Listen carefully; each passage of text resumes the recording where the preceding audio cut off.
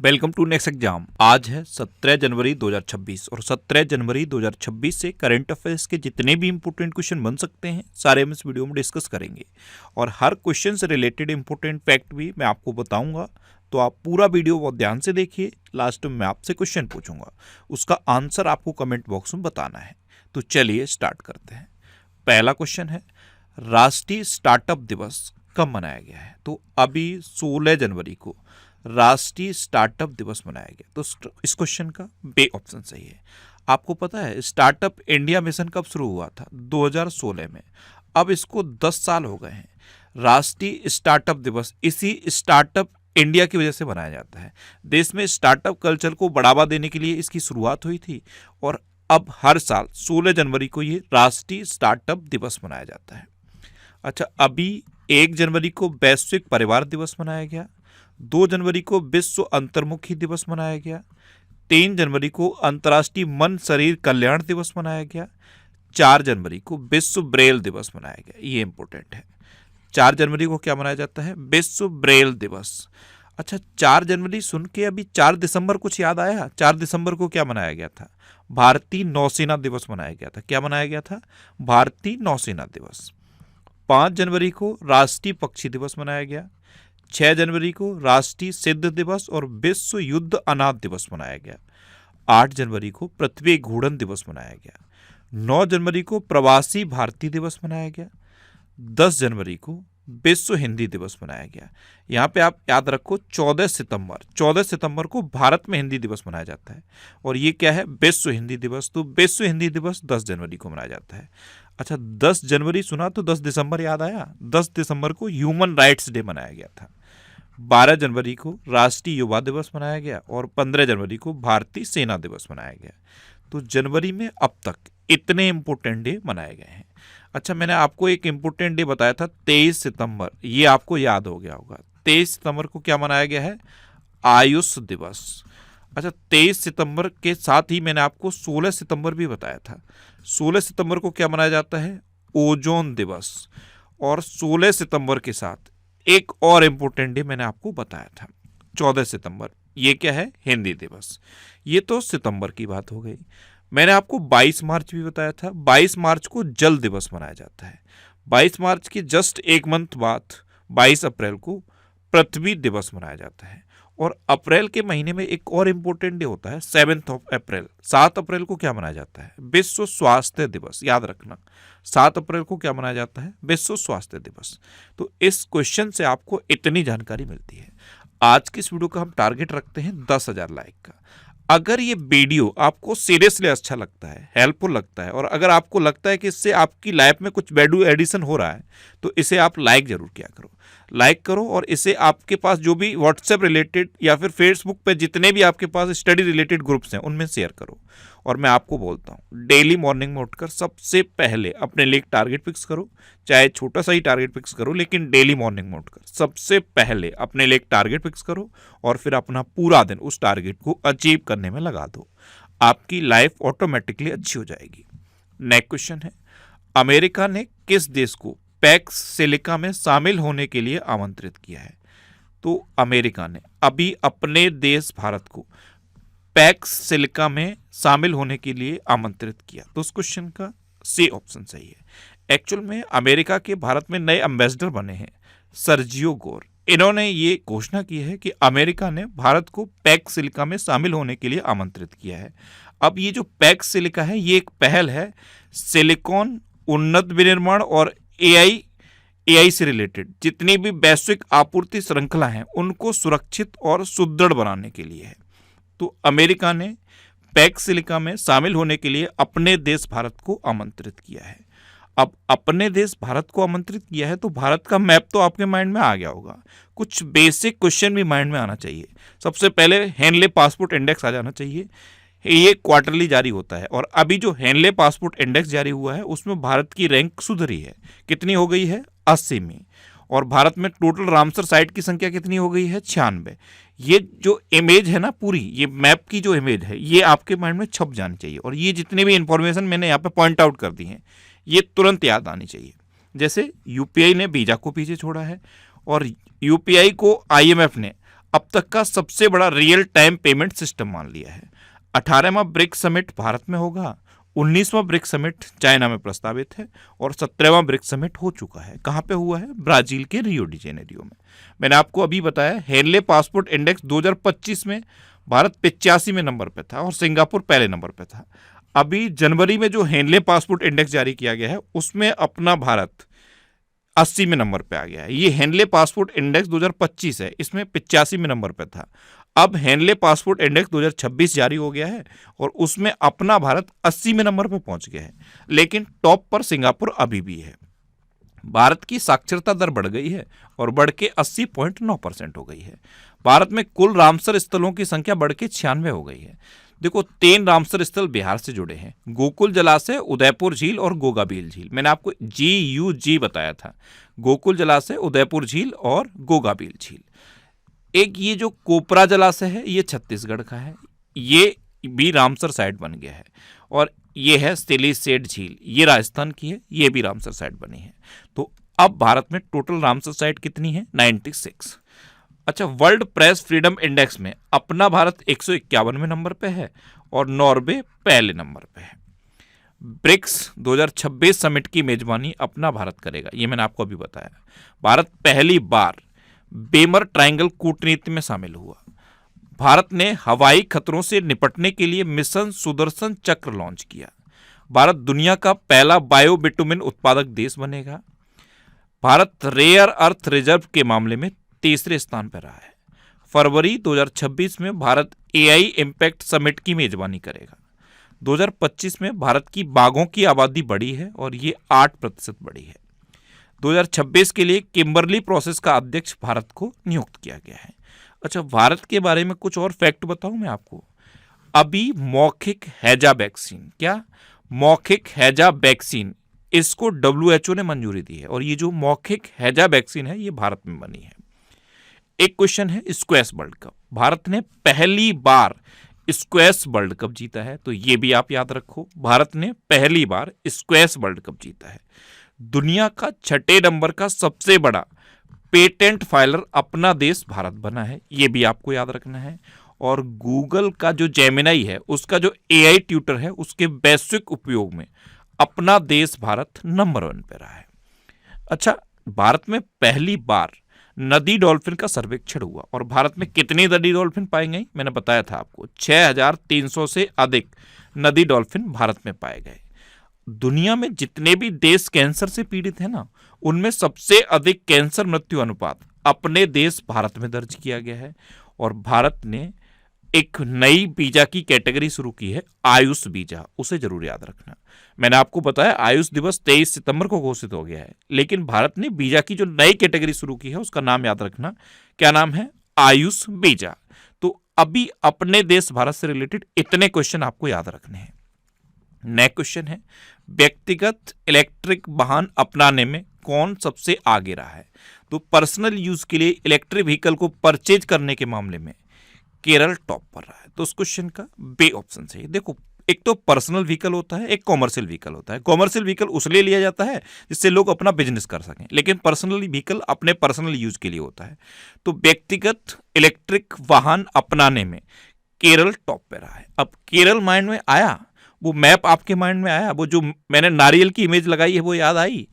नारियल की भूमि कहा जाता है केरल को, लेकिन याद क्या रखना है, नारियल के उत्पादन में कर्नाटक नंबर 1 पे है, लेकिन नारियल की भूमि किसे कहा जाता है? केरल को। केरल रबर के उत्पादन में नंबर 1 पे है। किसमें? रबर के उत्पादन में।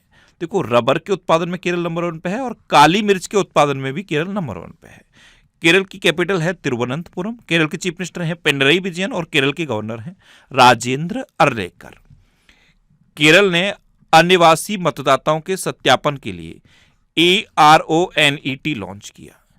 केरल में अरलम वन्यजीव अभ्यारण्य, भारत इसका नाम बदल के अब अरलम तितली अभ्यारण्य किया गया है। ये अभी के लिए मोस्ट इंपोर्टेंट है। अरलम तितली अभ्यारण्य, आपसे पूछा जाएगा कि अरलम तितली अभ्यारण्य कहाँ है, तो आंसर क्या हो जाएगा? केरल। केरल के सबरीमाला श्री धर्म संस्था मंदिर में मंडला पूजा आयोजित की गई। भारत का पहला 24/7 ओपन नेटवर्क कोर्ट ये केरल के कोल्लम में खुला। केरल ने पीएम श्री स्कूल स्कीम में शामिल होने के लिए केंद्र सरकार के साथ साझेदारी की। वन्यजीव अधिनियम 1972 में संशोधन करने वाला पहला राज्य केरल बना है। अब यहाँ पे 1972 सुना तो 1973 माइंड में आना चाहिए। 1973 मैंने आपको क्या बताया था, प्रोजेक्ट टाइगर 1973 में शुरू हुआ, और जैसे ही प्रोजेक्ट टाइगर सुना ना तो 1992 भी माइंड में आना चाहिए। 1992 में क्या शुरू हुआ था, प्रोजेक्ट एलिफेंट। ये दोनों आप याद रखो। अच्छा, विरासत और मसाला आधारित पर्यटन को बढ़ावा देने के लिए केरल राज्य सरकार ने स्पाइस रूट पहल शुरू की है। केरल के बारे में एक सबसे इंपॉर्टेंट क्वेश्चन है अभी के लिए, भारत का पहला पूर्ण डिजिटल साक्षर राज्य केरल बन गया है, ये आपको याद रखना है। अच्छा, केरल में अनाईमुडी 16 नेशनल पार्क है, मत्तिकेट्टम 16 नेशनल पार्क है, पम्बडम 16 नेशनल पार्क है, साइलेंट वैली नेशनल पार्क है, एरविकुलम नेशनल पार्क भी केरल में है। केरल में पेरियार नेशनल पार्क है, थय्यम त्योहार मनाया जाता है, त्रिशूरपुरम त्योहार मनाया जाता है, और सबसे इंपॉर्टेंट ओणम, ये भी केरल में मनाया जाता है। मैंने आपको बताया कि रबर के उत्पादन में केरल नंबर 1 पे है, काली मिर्च के उत्पादन में केरल नंबर 1 पे है। एक क्वेश्चन मैं पूछूं आपसे, मक्का के उत्पादन में कौन नंबर 1 पे है? ये आज का आपका पहला क्वेश्चन है, इसका आंसर कमेंट बॉक्स में बताओ।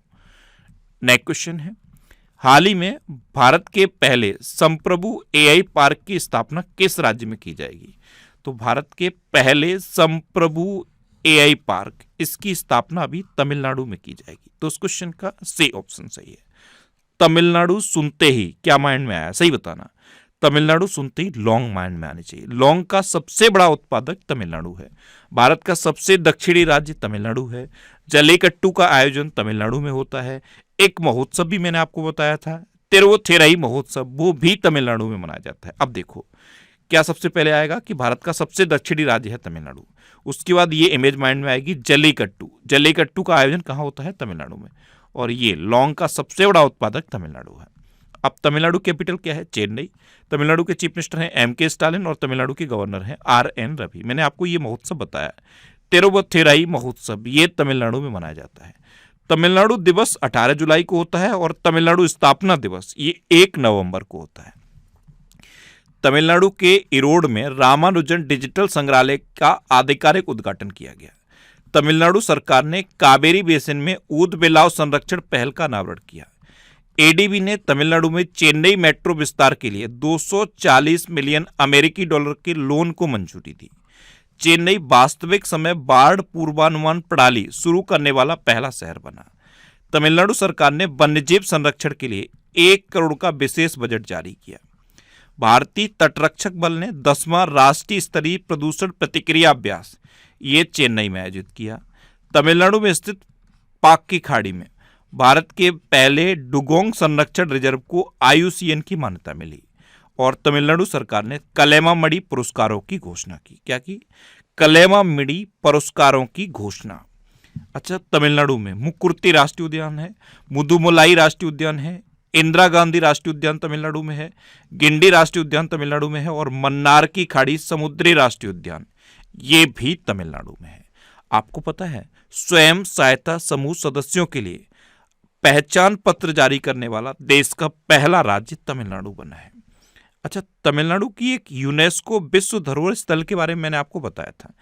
एक किला है तमिलनाडु में, उसका नाम याद आया? जिंजी किला। क्या नाम है? जिंजी किला, जिसे यूनेस्को विश्व धरोहर स्थल घोषित किया गया था। और तमिलनाडु का एक जीआई टैग भी बताया था, शिव काशी आतिशबाजी।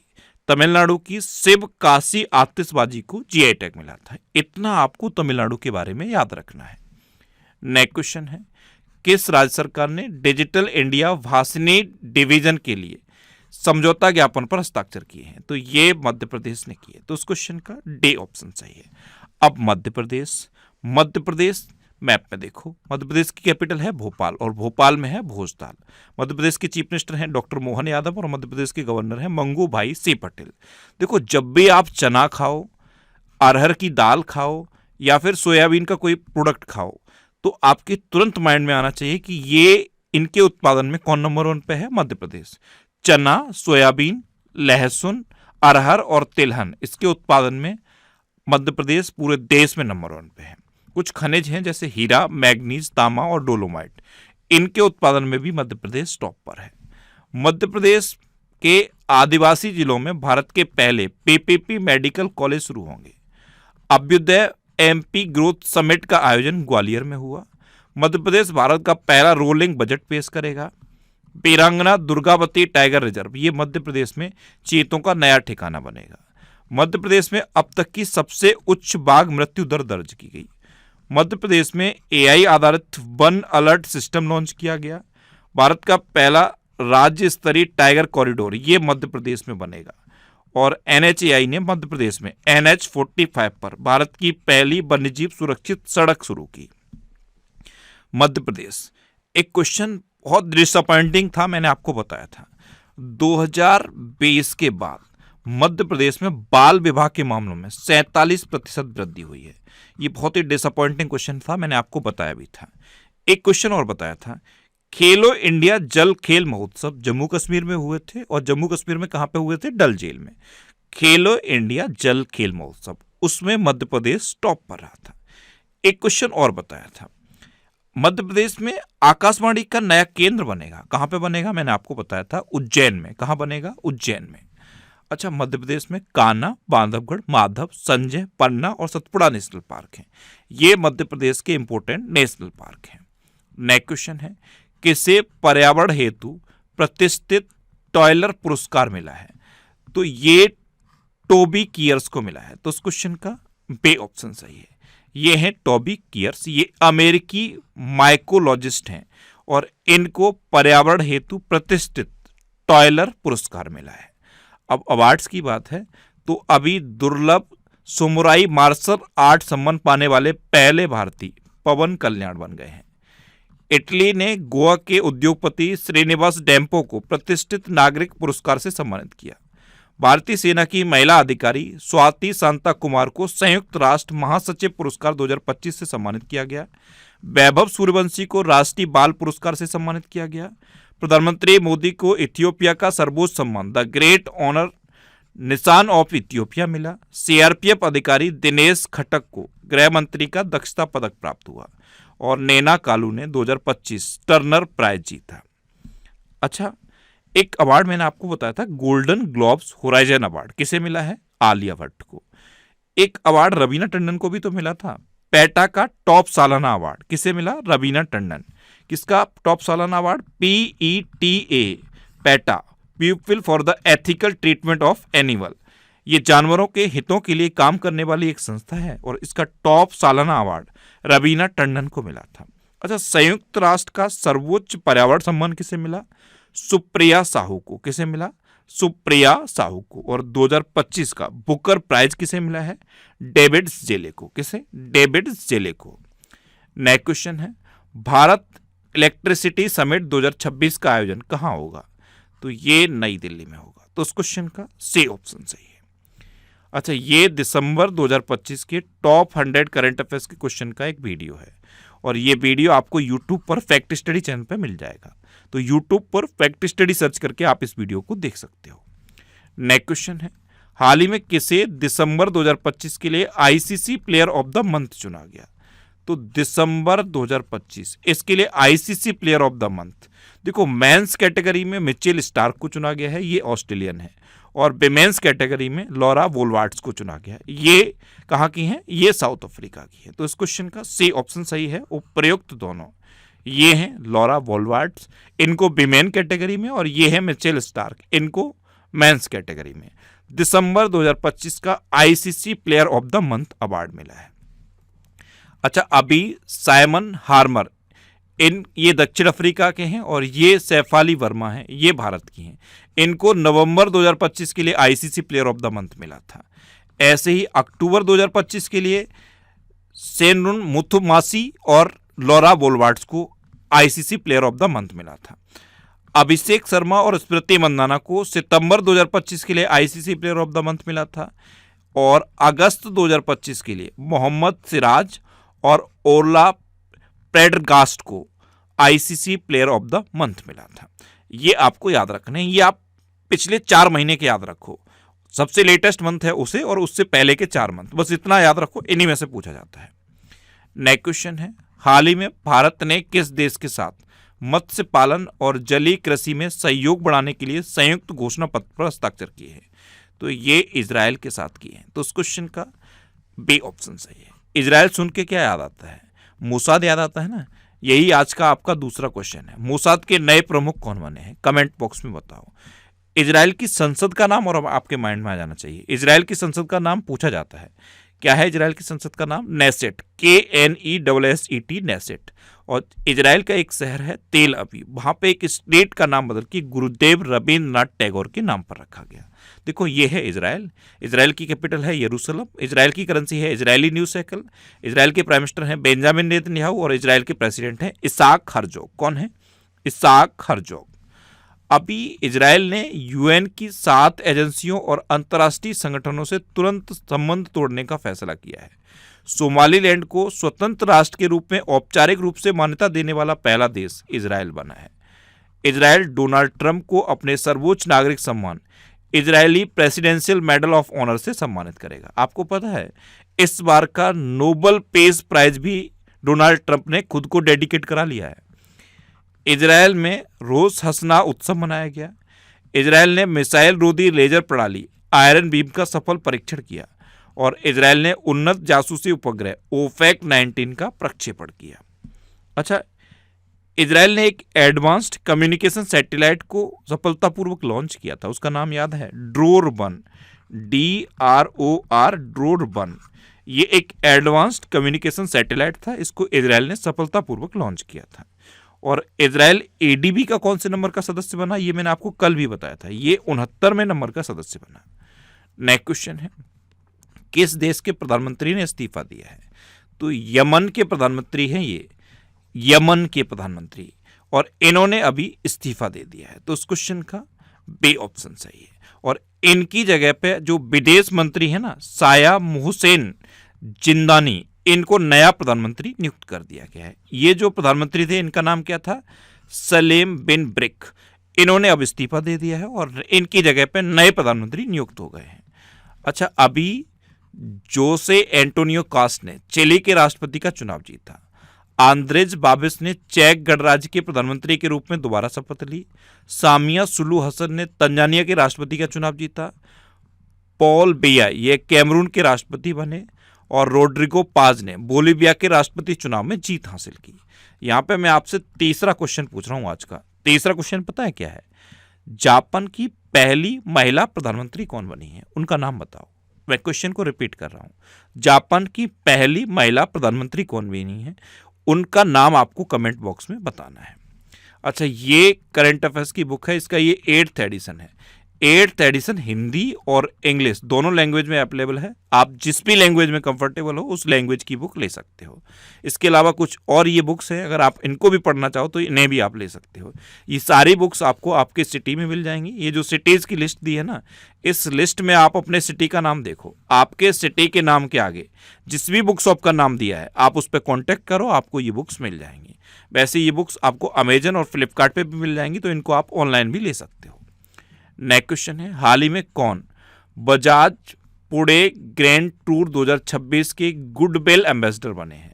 तो ये महेंद्र सिंह धोनी बने हैं। तो उस क्वेश्चन का सी ऑप्शन सही है। बजाज पुणे ग्रैंड टूर 2026 इसके गुडविल एम्बेसडर महेंद्र सिंह धोनी बने हैं।